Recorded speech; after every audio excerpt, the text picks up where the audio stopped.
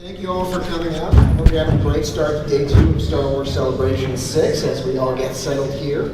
I'm Pablo Hidalgo from Lucasfilm, your host for the behind-the-scenes stage, which also turns out to be the place for expanded universe content here at Celebration 6.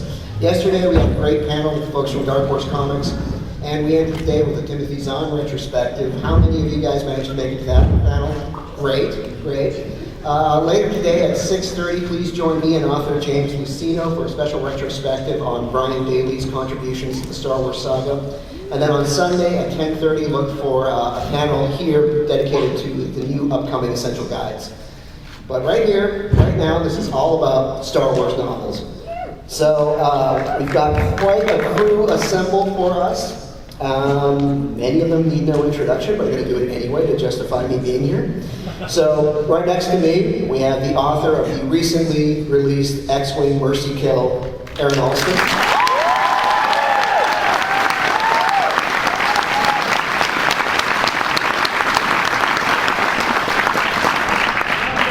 Next to him, we have the author of Darth Plagueis and many other works. This is James Luceno.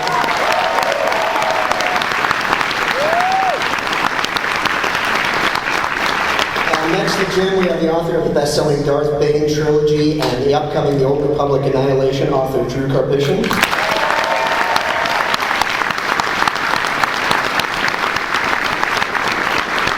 On the editorial side of things, from Lucas Books, we have editor Jen Heddle.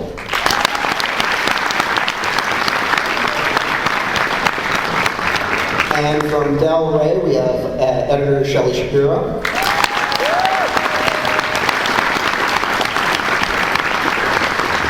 Next to Shelly, we have the author of the upcoming Crucible, author Troy Denning.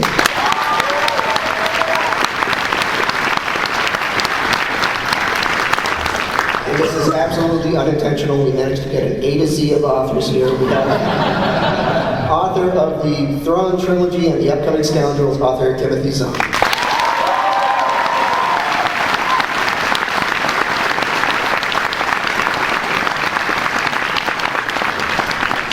With so many panelists, we really want to get started right away. I'm going to actually throw it to Jan and Shelly to take a look at what's coming up in the future, and we've got slides loaded up, so we just start.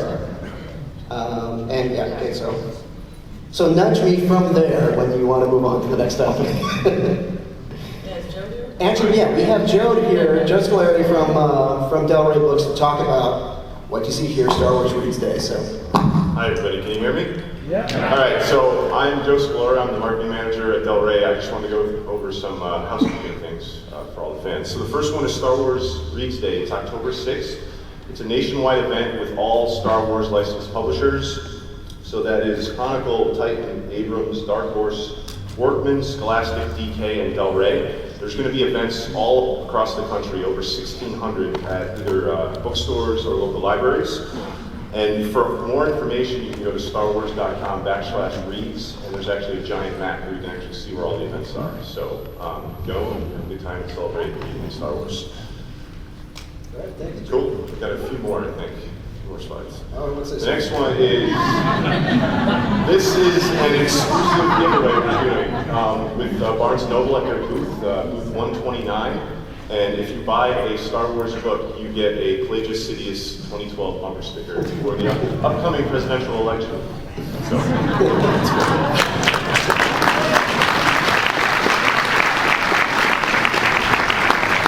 That's quite the balanced ticket there. right? There's no hope. And then the last thing, which I'm really excited to announce, is this initiative we're doing with FanCore. It's basically an online interactive street team. So since you guys love the books so much, you love talking about them on your Facebook pages, your Twitter accounts, you can actually register with FanCore, and when you do certain tasks like this, you'll get points. When you get points, you can redeem them for free stuff. So we're going to have an announcement. Well, this is the announcement, obviously, but it's going to launch probably in October around Reads Day, and we'll send more information when we can launch. And just check our Facebook page, which is Star Wars Books at Facebook. All right, I'll leave it to the guys. Take care.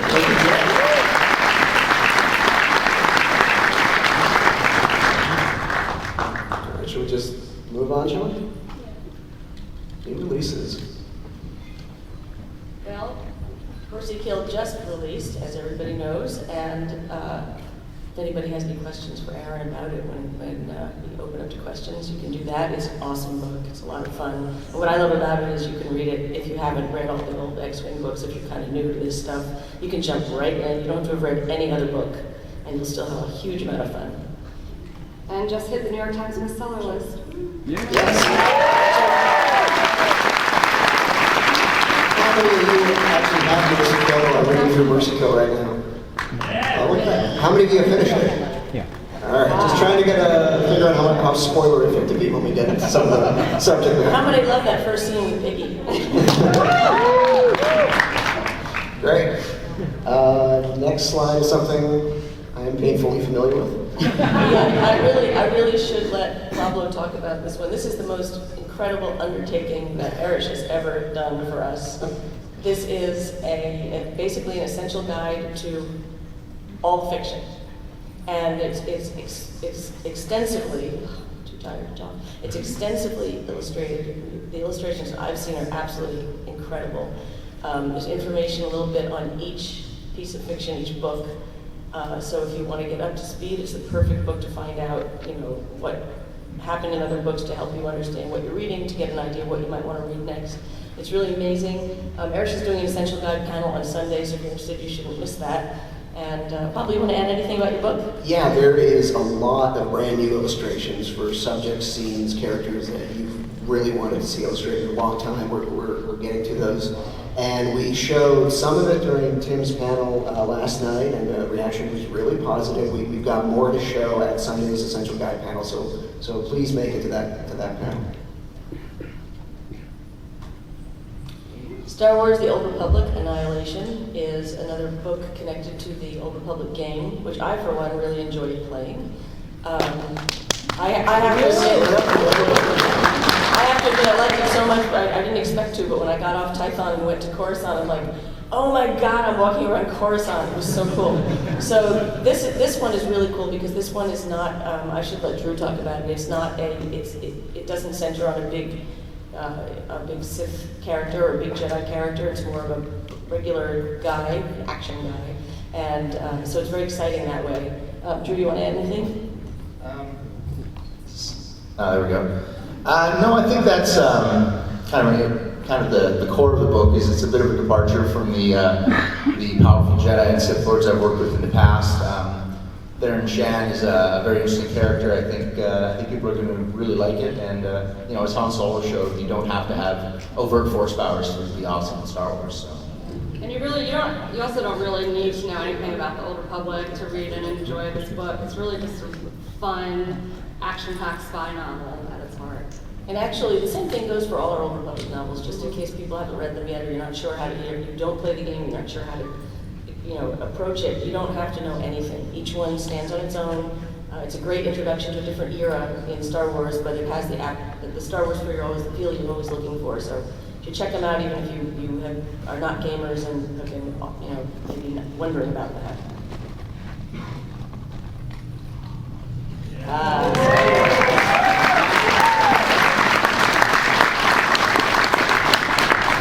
Scoundrels just is awesome. I think it's Tim's best book ever yet, and which is saying a lot. I finished working on this book on the weekend, and I forgot I was working. This is so great, and again, this is a book you shouldn't have to know anything about the Star Wars expanded universe to go into. All you need to know is, it's seen the first few movies, and this is really this is a heist novel centered on Solo and Chewbacca, and Lando, as you can see, and some other fantastic characters. Winter's in it, Kel Tainer, and some new characters, and it's kind of Solo's 11, and it's I don't know what to say. I just love this book, so read it when it comes out on December 26th. Take your Christmas money and run to the store. Talk more about the downloadable certificates. But Tim has something to say. Sure. We are going to start an initiative, a serious initiative of doing more digital shorts. because we have so many stories to tell, and it's really hard to do it all in print. You can't like throw out so many books. It's expensive, and it's anyway. This is a wonderful new way for us to explore a lot more fiction possibilities. And the first one we're doing is going to come out in December also, and it's by Tim. It's a Scoundrels prequel, starring Lando and some of the other characters from Star Wars. From Scoundrels. Do you want to say anything? Have you settled on the title? I forgot to ask Jen. Oh, okay. Here. What? Working on the title, just a moment. She's writing the title down right now. This is the extensive Lucasfilm approval process. In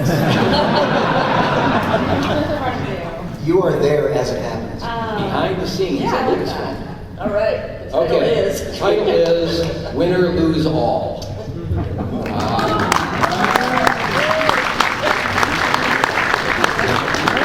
You got it 5 seconds after Lucasfilm did. This is only at Celebration. That's right. That means it when we say you find out things here first. As Shelley said, it's a prequel to Scoundrels. 4 of the main characters, including Lando, are in it, and it's going to center around a Sabbac tournament and something funny going along with the whole thing, including a murder.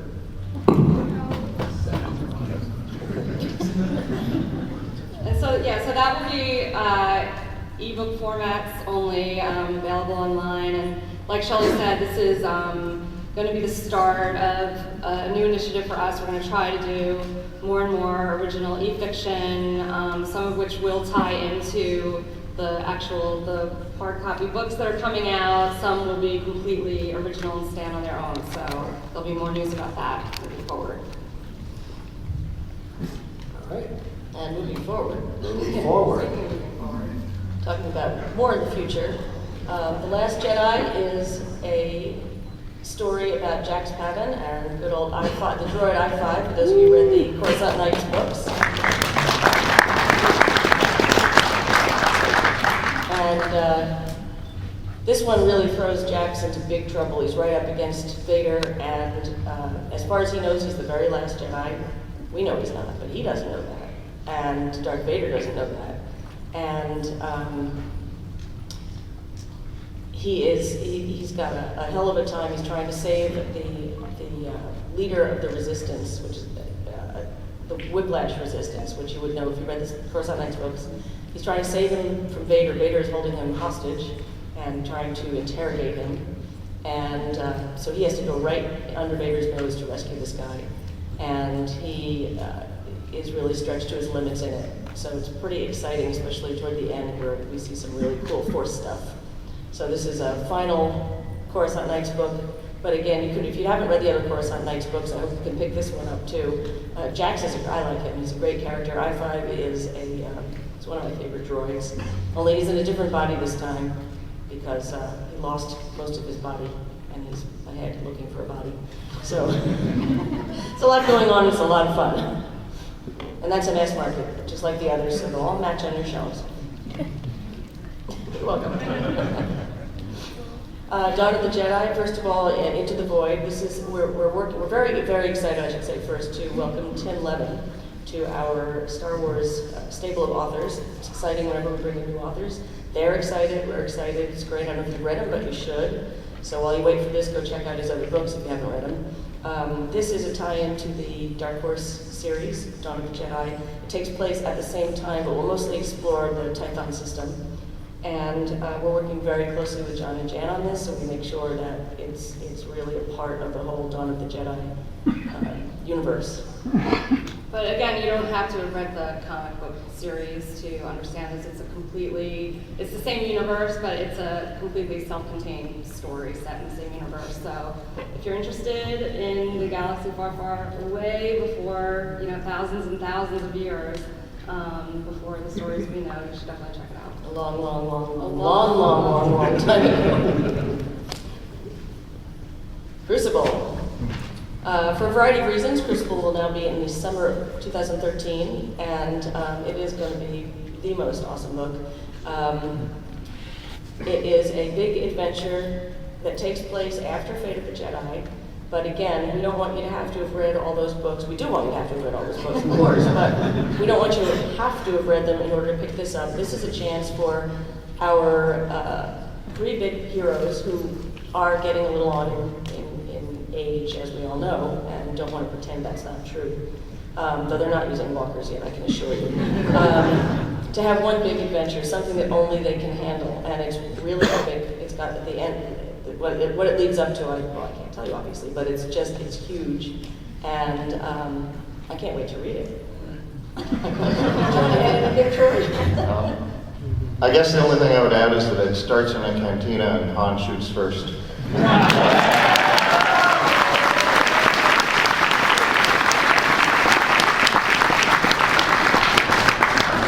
It's definitely going to be, it's a major threshold for these 3 characters. They're definitely going to be, they're going to come through this experience changed at the end, so I think it's, you know, really, like Shelly said, even if you haven't read Fate of the Jedi, this is going to be an incredibly important adventure in the lives of these 3 characters. Yeah, and before we go on to any other slides, because we don't have a slide for this, because we just got the clearance to announce it. See, we're really working on the edge and stuff. We don't know, it's forthcoming, we don't know exactly when we're going to do this, but we are starting a series of classic adventures, big stories. The first one will be a story taking, well, they're all planned at the moment to take place between A New Hope and Empire Strikes Back. The first one will be a big adventure starring the big 3, but focusing primarily on Leia and her point of view. And the author for that is going to be Martha Wells, who is another author who is new to us, so it's very exciting. She's great. She's really jazzed. She's a long time huge Star Wars fan. So she's Texan, damn it.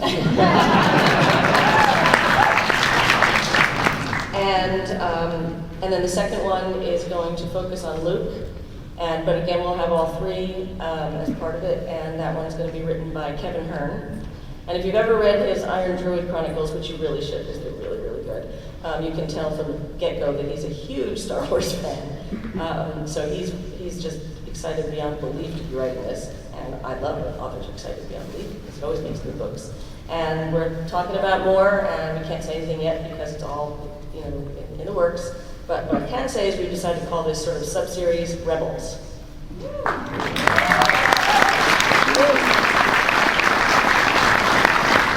And now, for something not completely different,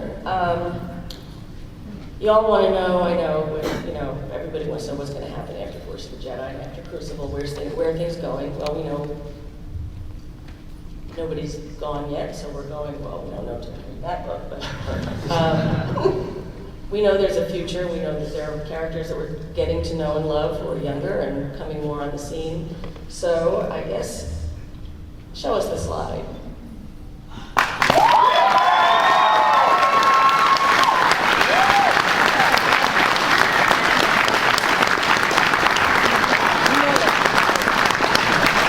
This is going to be a trilogy. As you all know, I think we're taking a break from these huge 9-book series because we're just tired.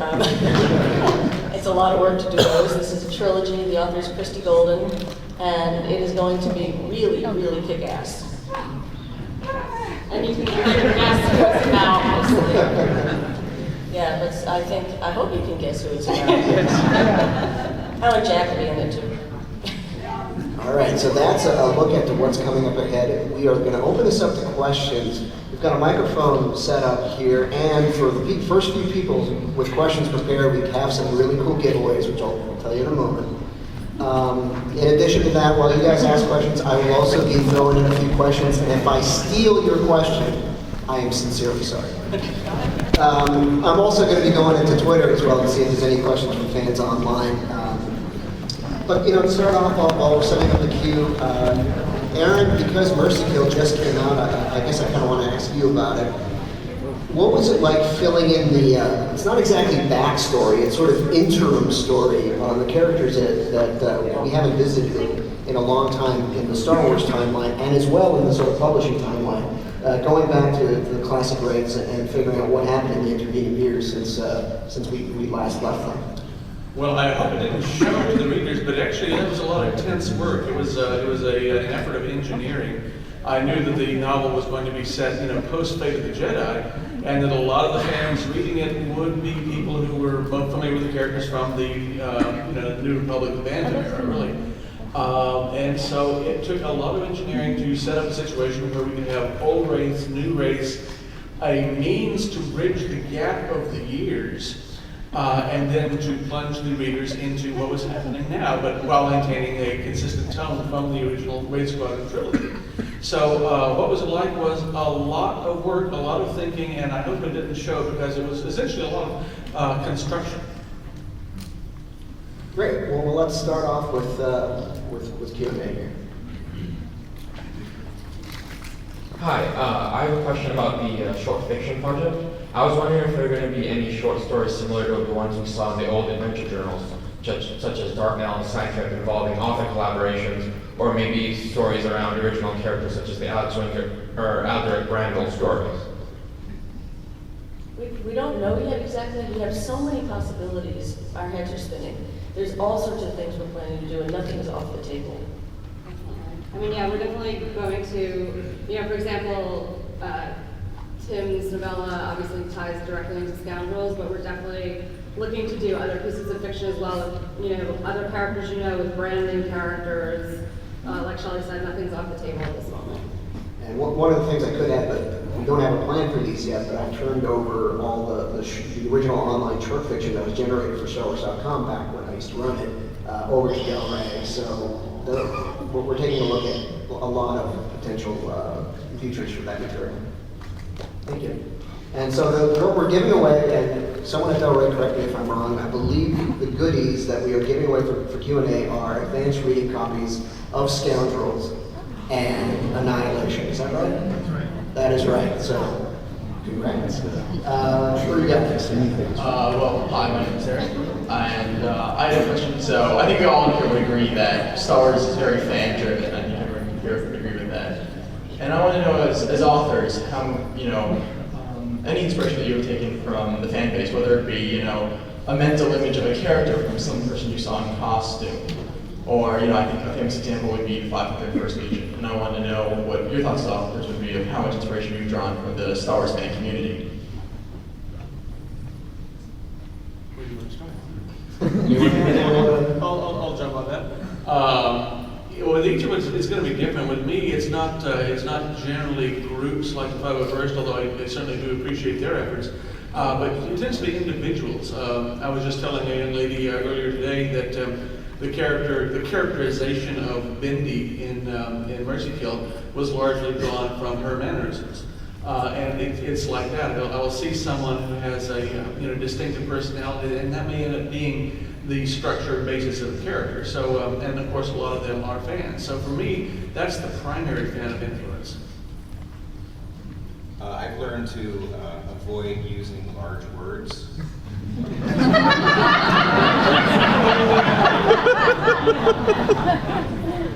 Fair enough. Get flack from that or something? Yes, I do get a bit of flack. My $10 words. I think for my case, we draw a lot off of what the reaction is to the Bioware games I was working on, which is a double-edged sword. There are some people who did not like the direction certain things went in Revan. Some people loved it, but that's why you have to, even if you draw inspiration from fans, as an artist, you still have to stick with your integrity. You have to write something that you love yourself, and just hope that it's something fans are going to love as well. Fortunately, we all share a common bond with Star Wars, so most of the time I think we hit the mark pretty well. I guess one thing I do is regard Star Wars as the greatest writer's workshop on earth. Because if you put out a Star Wars book and there's immediately hundreds of reviews out that you can go and peruse and look for patterns, and sometimes it makes you think you ought to run for president, and other times it makes you think you ought to become a plumber's apprentice. But it's always very useful. Yeah, I tend not to pick up individual characteristics. I tend to either go with groups like the 501st or maybe a composite or something like that, and see various people and pick up different characteristics rather than seeing a particular person thinking, oh, I like that personality or that outfit or whatever. I should just say at one point right now that I'm having trouble hearing the other end of the table because of the echo in here. So if I repeat something somebody else says, it's not because I wasn't listening, I really couldn't hear. All right, thank you. We got a question from Twitter coming in from Jovial Jay, because I know he's in here. But Drew, he's asking whether or not you prefer writing characters, the Sith type characters like Darth Bane, or the leading character from Annihilation, which is more rooted and like, as you said, the Han Solo type.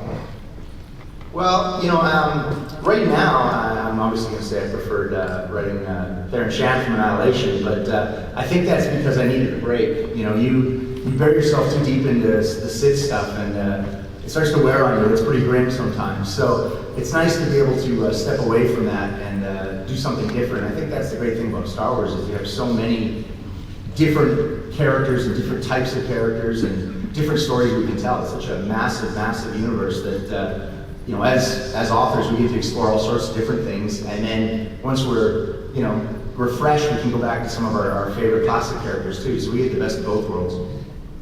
We got a question here from someone in an awesome outfit. Great the outfit here.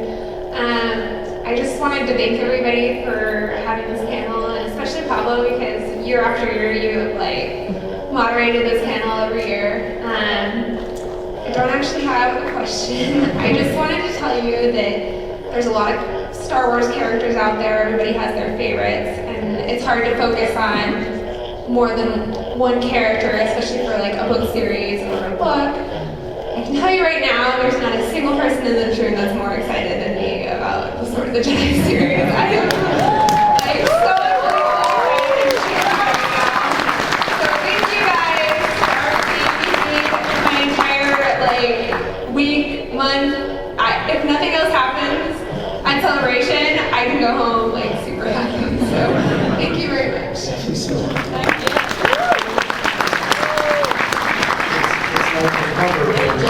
The cover from Sword of the Jedi just came to life. Yes, please. I have a question for Timothy Zahn first. Why did it take until Vision of the Future you reveal Baron Tron's species? Why did it take so long to reveal the chiss, the species nature? I mean, no, the name of the species. Why did it take until the Hand of Thrawn duology? Yeah. It didn't need to be said before.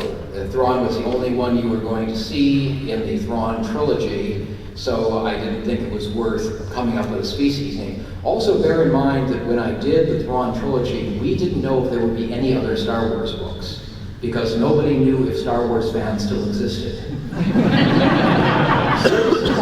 You guys were all very quiet, because there was nothing to grab onto until the Thrawn trilogy. So there was no point putting in a whole lot of backstory and a whole lot of setup for future books, since as far as I knew or anybody else knew, there wouldn't be any future books. So you kind of fill in things as you go along. One more question. This is for the favorite Jedi authors. Where was the inspiration for the mother, the villain of the Fate of the Jedi in the book? Inspiration for Abeloth is the question here. I don't even really remember how early in the design stages it came up. I think that we were all kind of fascinated with the notion of dark side power becoming incarnate and how it resulted. And of course, over time, that concept mutated and modified through interaction with the Clone Wars backstory and so forth. So it was definitely a work in progress all over the series. Troy? I guess I would only add that I think that you kind of brought the basic idea of the dark side entity to our hotel room the first night we had we got that. You kind of came in with, hey, I think we should do something along these lines. It was pretty cool. I was really happy. Everybody else just said yes, okay. But if you're talking about the mother and the whole backstory, that comes directly from the Clone Wars cartoon series, the Mortis trilogy, which introduced that whole concept of Mortis and the father and the missing mother and the twins. So there's a big, already a Star Wars myth that we were able to tie into because it made so much sense. And I think Leland Chee, keeper of the Holocron, was one of the people that suggested that connecting the two concepts, because they seem to align so well conceptually. That's why create two identical things when these things could dovetail quite nicely. Thank you. Thank you for your question. Jim, I actually have a question for you. Going back to the start of the year with the release of Darth Plagueis, for that book you were tasked to take the most inscrutable, mercurial characters, Darth Sidious and Darth Plagueis, and make them point-of-view characters that you can empathize with. How did you approach that task?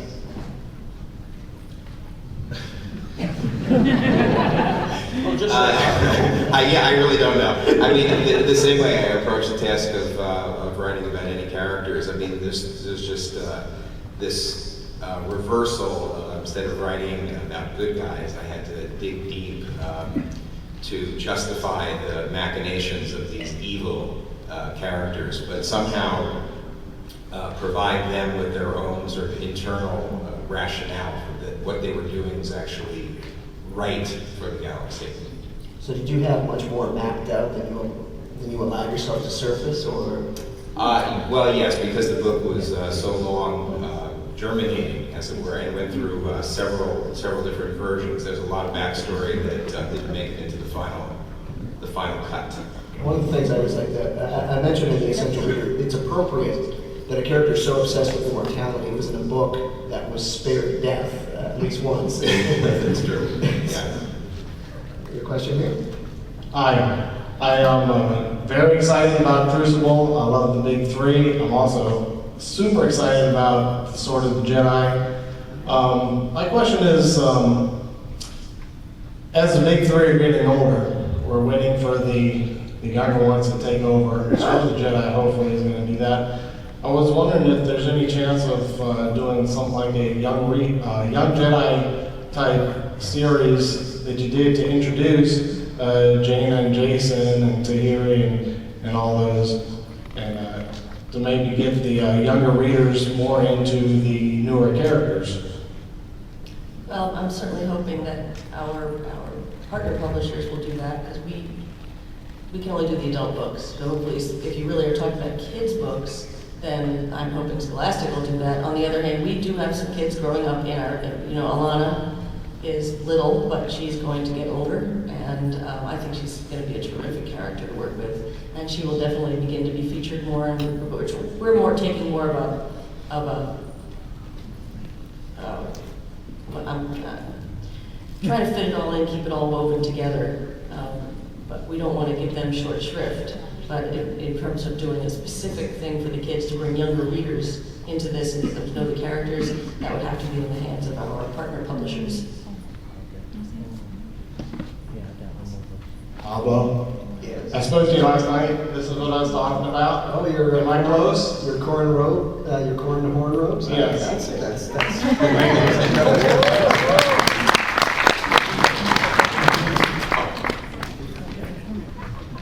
Hi, first of all, Mr. Zahn, thank you for kicking off the whole expanded universe, and then thank you for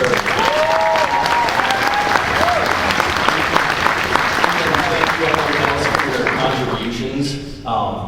Mr. Allston, I already ran into you earlier and showered you with praise for Mercy Kill, so my question is, when's the next one coming out?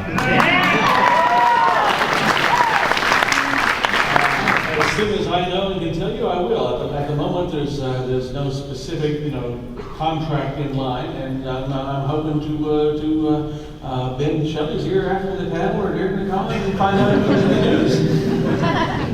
But you should make your wishes known. I think you need to prove you just have to drop it on this piece of paper.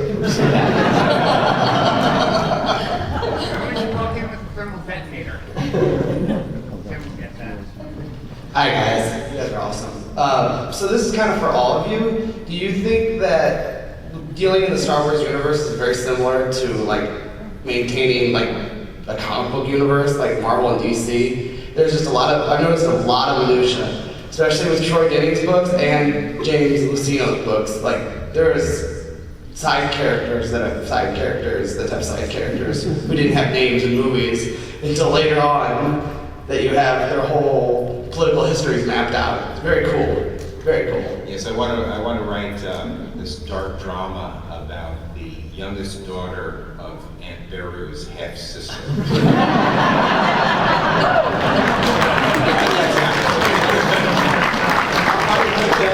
I would consider there's a lot of continuity here, but I will say thank God for Leland Chi.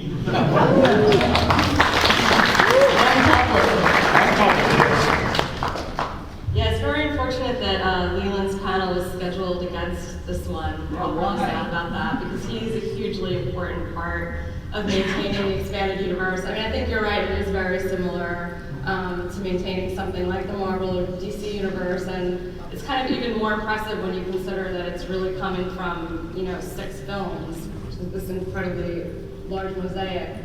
But Leland maintains, it's literally a database. Everything that's ever happened in the EU. And without that, without his knowledge and Pablo's knowledge, we would never be able to keep track of all of it. So. And one of the interesting developments early in the series is that after we both worked at Lucasfilm for 12 years, they finally put us in the same office together. So we get the most interesting questions throughout the course of the day. So. Thank you.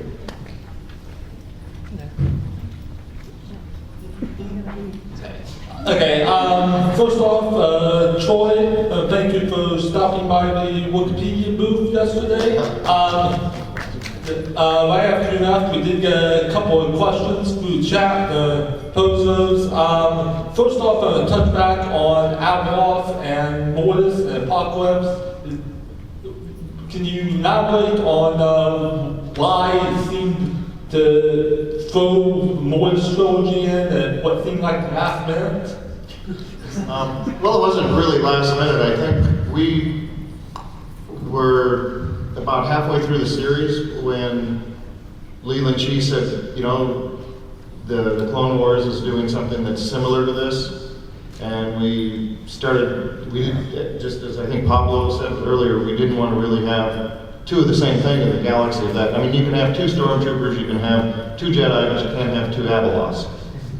So Leland suggested we kind of coordinate with Dave Filoni on that, and it was just a marvelous process. We kind of said, here's what we're doing, and he told us a little bit about what he was doing, and we said we need to know more. He told us a little bit more, and we asked him, can we do this? Would that interfere? And he kind of came back and said, no, that'd be fine, and I can even help you out by doing, one little thing. And it was just an amazing process. I don't want to say we were thinking exactly along the same lines, but they were very, very similar. And when we heard what he was doing, our eyes kind of popped open and said, wow. Okay. Also, from a universe perspective, we took a look at the question as to how well is the Mortis mythology known within the universe. And if you look at the Clone Wars episodes, Obi-Wan and Anakin, even though they've been Jedi all their, most of their lives, or in the case of Anakin, all their lives are Obi-Wan, they didn't know anything about it. So it is part of the mythology of the fabric, but it's still not known. So that's one of the reasons why they don't get an explanation of what it is in the context of Fate of the Jedi until at the very end, essentially. Okay. And this is more of a general question for anyone.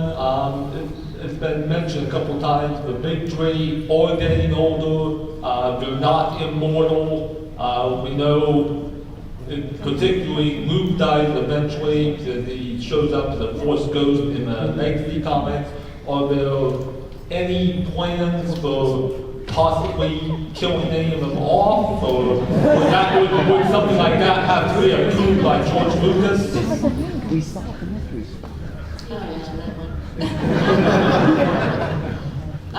There are no plans at this time to do that. That's something we haven't, honestly, we haven't talked about that seriously yet. It has been established that the characters in this universe live a fairly long time, especially if you have Force powers, whatever.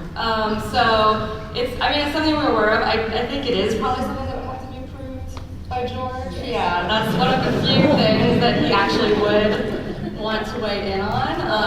I can tell you that when we planned the new Jedi Order at the very beginning, we were told that we had some choices who were killable. Han was one of them, and I said no.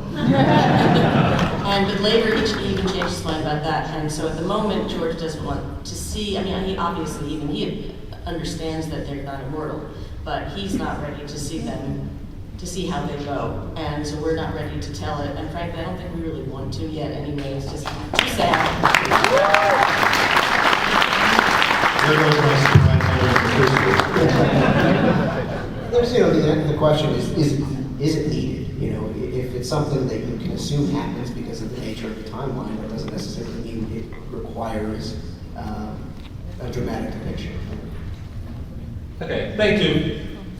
Thank you. We've got a question coming in from Twitter, and we'll see how much we can go into this, but this is probably for Shelly and Jen. Can you tell us how long after Fate of the Jedi, Sword of the Jedi takes place? I don't remember. You heard it here first. we actually haven't hammered that out exactly yet, but it's not going to be too long. Yeah. I asked Troy this yesterday. Is there any plans to do anything like Ghost of Tatooine for Padme? I don't know. Yeah, I know your answer. I was just wondering if there was anything going from anybody. We don't have that right now, but like I said before, I'm so glad we get to do this digital stuff now because there are just too many stories. When we sit down and look at the calendar, we think, all right, how many books can we throw out and have people actually be able to afford to buy and have time to read and really appreciate. And it's so limited and it's so frustrating because we have ideas coming out our ears. There's so many ideas. So we've discussed that. We'd love to see all the things we talked about. I can't even remember them all. Basically everything. So it's possible, but we don't have anything in the works at the moment. Thank you.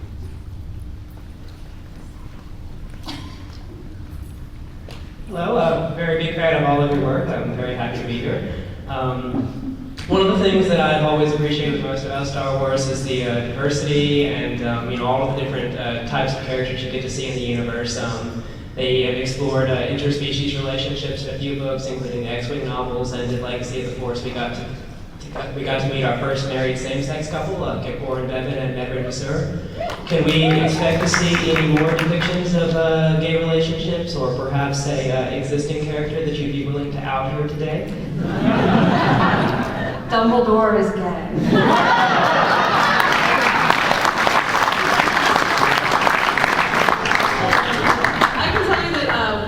We've actually had internal conversations about diversity, and that it is something that's really important to us right now, and that we're looking to make sure is done moving forward. So I can't tell you, there's no specific characters right now, but that you should be on the lookout because we are trying to do more and more of that. Do you have any suspicions? Well, one of the issues is we don't want to shoehorn it in because it has to be organic. It has to be, is this character, is it right for this character? I'm really not particularly myself interested in saying, let's invent a character just to put in a gay character, or let's invent a character just to put in an alien character, or it's back to pandering, basically.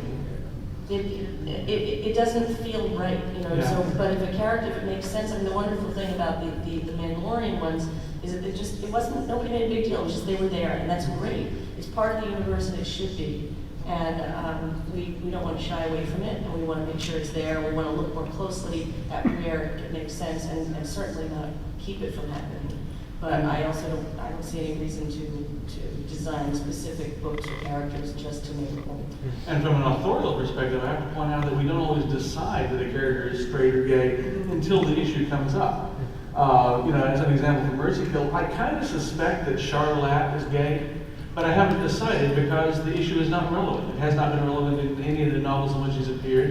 If it becomes relevant in a future novel, I'll decide. But so right now, it's always a suspicion. I'd like to see the character decide for you. And you'll go, oh my God, look at that. Thank you very much. Thank you. Now, this question may be better fit for Cleveland Chief, but hopefully something here can answer at least their personal reasons. Can any of you write something that could fix the continuity error of Evan Peel? You know, we actually talked about that, because what can you do?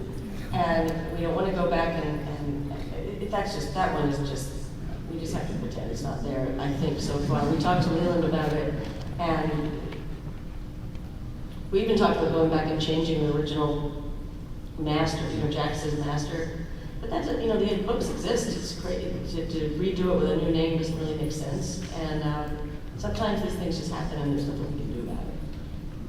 Yeah, and to your credit, I mean, even in this world where obviously Star Wars fans are well aware of revisions going back in time and digitally altering things, none of the books have actually changed, even when things like this have surfaced. If you pick up the Return of the Jedi novelization, the message, the part of Obi-Wan mentioning that Owen was his brother is still in there. So, yeah, to some degree, these are a record of when they were produced and what the understanding of the universe was at the time they were produced. So, A lot of times they write a story just to fix a continuity error. A lot of the e-stories and things were done that way. If there's an obvious way that makes sense and that's a good story, sure. We like continuity to be as smooth as possible. That's the whole goal, is to make this a seamless universe. So if it comes up and we can fix something in a way that's fun and works, we will, but sometimes you just can't. I mean, Splinter of Mind's Eye still exists, and we're not doing that. and what Shelly said is key. Is it a good story? Because this is my personal perspective, but I wouldn't want a story solely to exist to patch a hole or fix or correct something or. Retcon the series. Exactly. The fact of the matter is, this is not fiction. We're writing the history of Star Wars, and sometimes the historians goof, and sometimes people lie, and we're just stuck with that. We have to go through the records. We can't know exactly what happened. It was a long time ago. Yeah, I mean, case in point, you go to any bookstore, go to your historical history section, pick up 2 books on World War II, and take a note of how many times you'll find inconsistencies. So. Are there any plans to finish the Republic Commando series?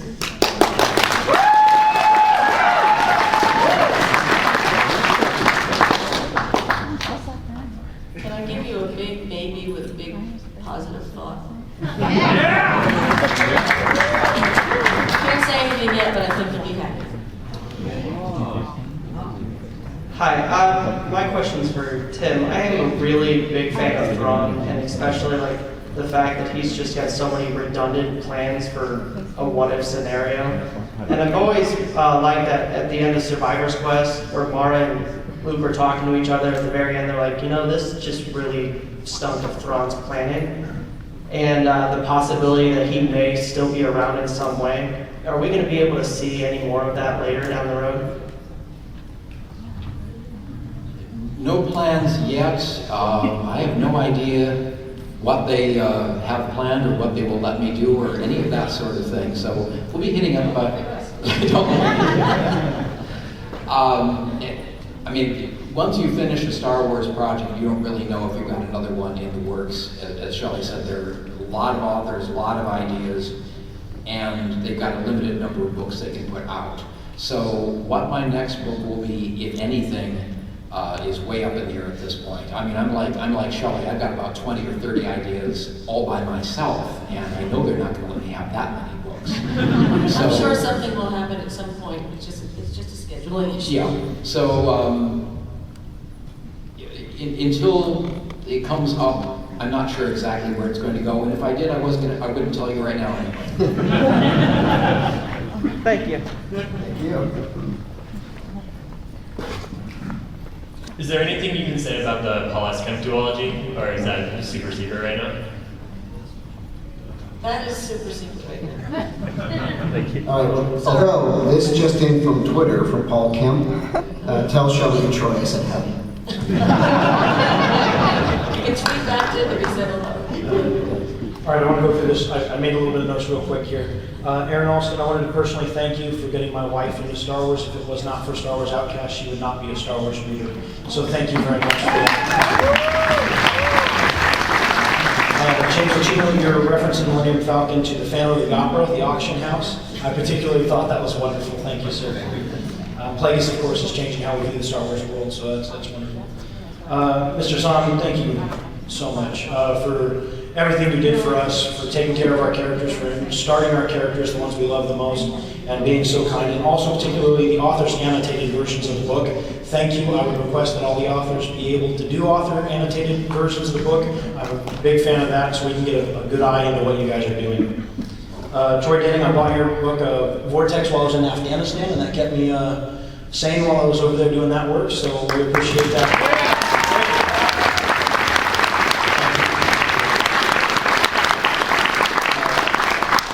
Darth Revan, I mean, that's one of the most awesome books written, and personally, I really appreciate that. And then Pablo, I work in media, but don't tell anybody that. So your in-universe HoloNet news stuff in particular has been a real joy to kind of get to read. So for the people behind the scenes who we never get to see, we never get to see their names on our books, thank you so much for everything you do to take care of what we hold so dear. There's so many of us, we each have our own stories of why we love Star Wars and why we love the books. If it was not for you guys up there, we wouldn't be able to do what we do. So thank you ever so much for taking the time and making the sacrifice with your families, where you could be doing other things. Thank you for sharing your world and our characters with us.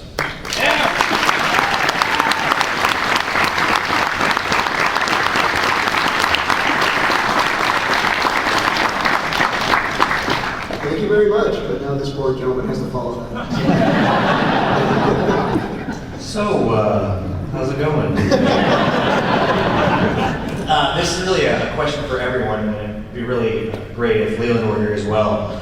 But when you're working on doing a new novel, the expanded universe at this point is so large and so massive. When thinking about things like continuity, do you go in the beginning of the process and say, at the beginning of the process, do you say, where can I go? What things am I allowed to touch? What am I not? Or do you wait until the end after you do the whole book and then wait for someone like an editor to read it and say, okay, these are the things that you have to change, and these are the things that are okay? Where do you do that in the process?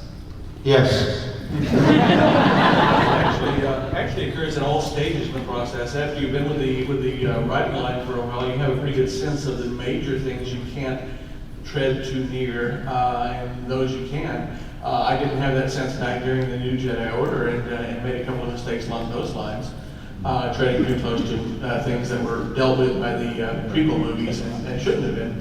But you do pick up that sense over time, and then when there are major questions, you ask Pablo, you ask Leland. I also have a group of advanced readers and correspondents who have particular obsessions about certain corners of the Star Wars universe I can go to.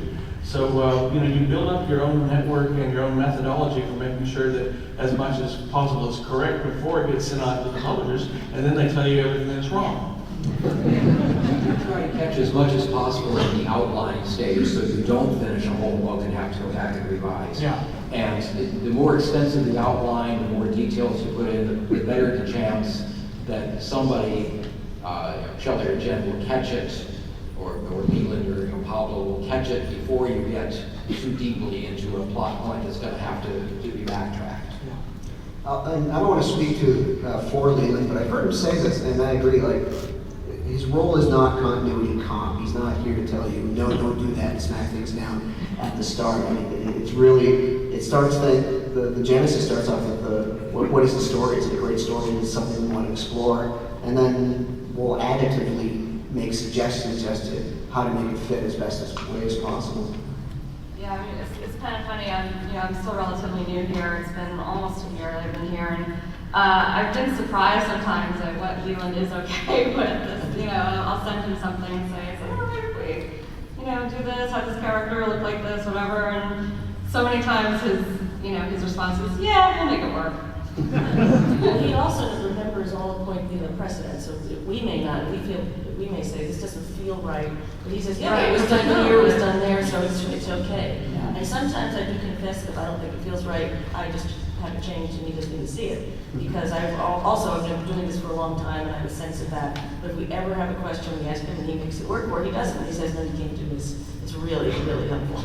And while Leland doesn't act as a continuity cop, one of the things he does do is point out when there's a redundancy factor in something you're introducing.